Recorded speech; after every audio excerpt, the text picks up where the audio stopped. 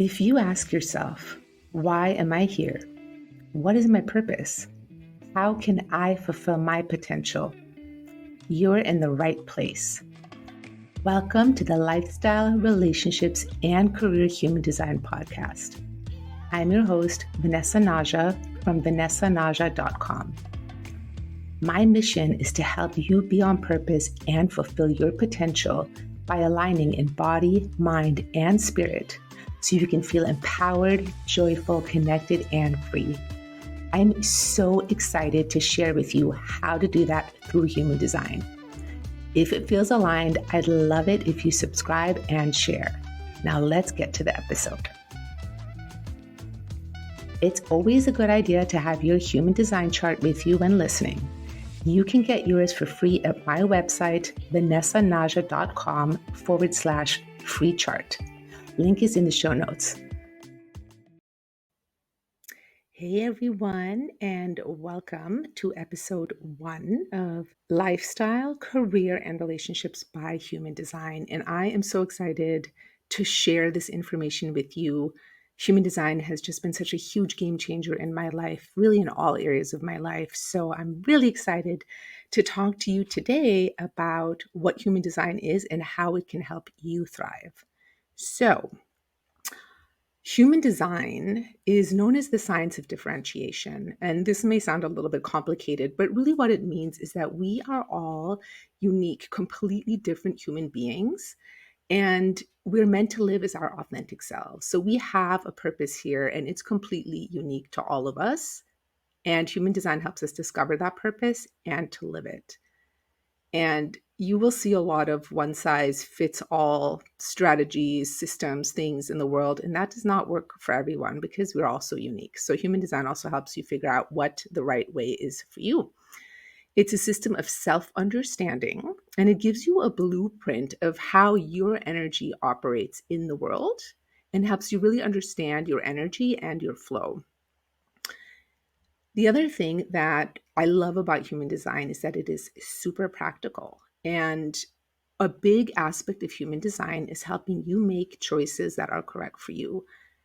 When we make the wrong choices and the bad choices, it leads to so much suffering and pain. So having a foolproof system that comes from inside of you, that is completely unrelated to what anybody outside of you thinks, is absolutely priceless. And it's one of my favorite aspects of human design.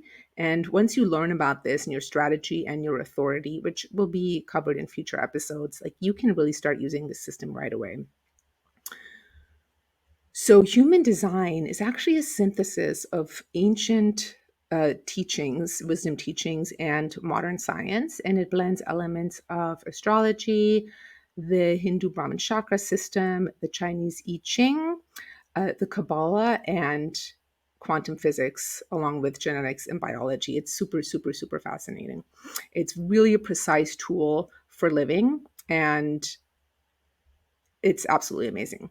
So human design is a lifelong experiment. Human design is not a belief system. It doesn't require you to believe anything specific. It doesn't matter what religion or philosophy you follow. You can still use human design, and it doesn't affect any of those other things. It's really an experiment. So as you start to learn about your design, you do want to embody it, because information is only information until you actually put it into action. So human design asks you to start experimenting with some of the things you learn about yourself to see how your life changes. So human design shows you your unique gifts, your higher purpose. It helps you live in alignment with who you truly are. And it allows you to fulfill the potential of your life in all areas. And that doesn't mean that once you start following your design that you're going to just live rainbows and butterflies all the time, because we are designed to grow in life. And growth does require some struggle. So for instance, if you wanted to get stronger in your muscles, you would have to work out and actually give your muscles a challenge in order to grow. So we are going to have to step out of our comfort zones, and we are still going to experiment struggle, but there's going to like the need for suffering in a way is eliminated. So I believe it was the Buddha that said that pain is inevitable, but suffering is optional. So this applies here as well. Same with struggle. So struggle is inevitable, but suffering because of that struggle is optional. And helping learning to live by your design eliminates so much suffering. Human design also shows you the places where you actually are tend to struggle and how those struggles help you become uniquely wise. It shows you how to interface with life. And again, this is going to be different for different people. So there's a lot of conditioning around, just create out of your mind. If you have an idea, just go ahead and do it. And that works for about 9% of the population, but it does not work for everybody. And human design really shows you how you're meant to interface and how you're meant to do it. It also helps your relationships on so many levels because it shows you how your energy affects other people, as well as how other people's energy affects you. And this system is meant to be empowering and not limiting. It is meant to help you be your own authority in your life and to know what is right for you, independent of what others thought they're thinking or wanting or desiring. And so, one thing, if what I'm saying resonates with you, if you're new to human design and you might want to go out and start researching it, you're going to come across a lot of different opinions about this system. And you're also going to come across a lot of different types of language. And language is really important. Language can be extremely empowering or it can be limiting. So I invite you to go with what resonates for you. So if you come across something in your human design research that feels like it's really limiting you and putting you in a box or taking away something from your life, then that's not correct for you. Go with the things that light you up, that feel expansive, and that really are empowering to you and not limiting. So when it comes to the human design system, being your own authority, you can take what resonates for you and leave the rest. You do not have to adopt all areas of the system to benefit from it.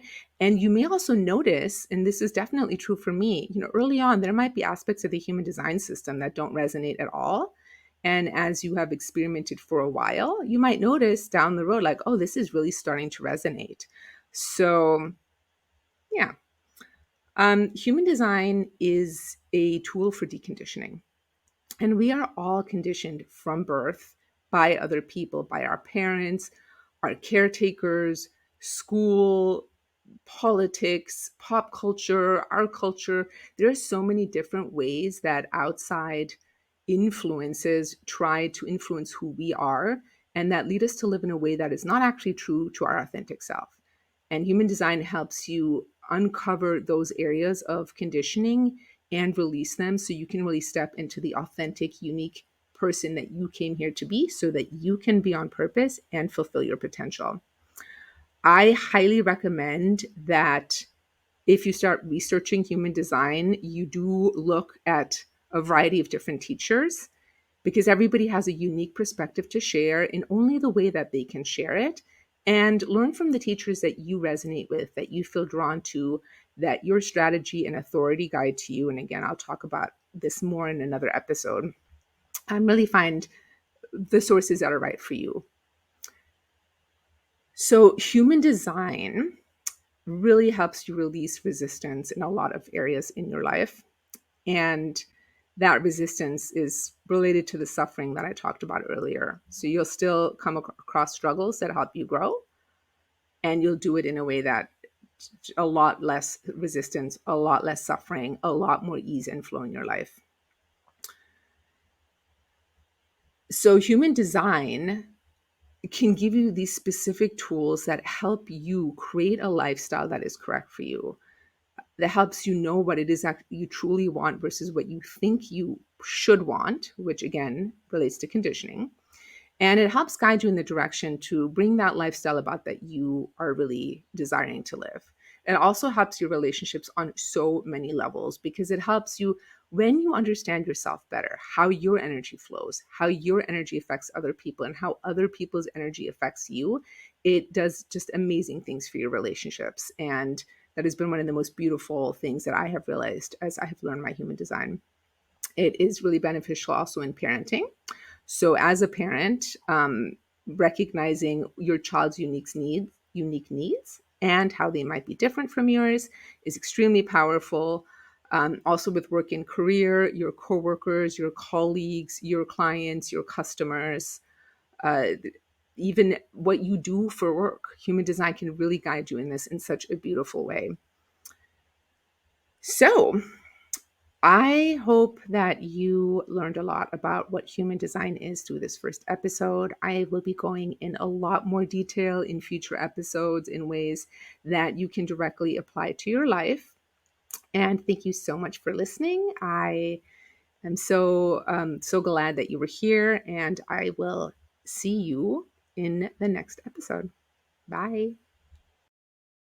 If you want to dive deeper, I invite you to get a free human design mini reading report at vanessanaja.com/free mini reading, or book a human design reading with me. Links are in the show notes. That's it for today's episode. I know your time is important, and I'm so grateful you chose to spend it with me. It would mean the world to me if you engage with the episode by liking, subscribing, commenting, and letting me know any questions you have or what else you'd like to learn about.